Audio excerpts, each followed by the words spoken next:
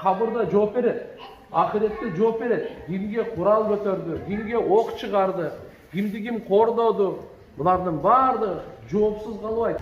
Буюрса иншалла жакшы болот. Дайыма жакшы үмүт менен жашаш керек.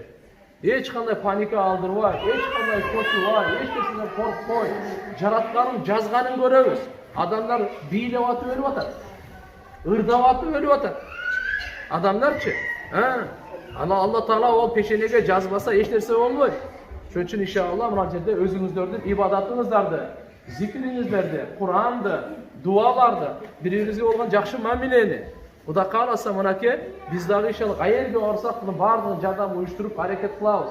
Ал ичинде үйлөр талкаганга кыжалат болбогула.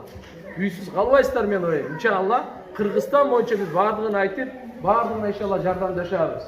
Негизи аман болсун биздин ыйманыбыз. Негизи аман болсун сиздердин ушу башыңызда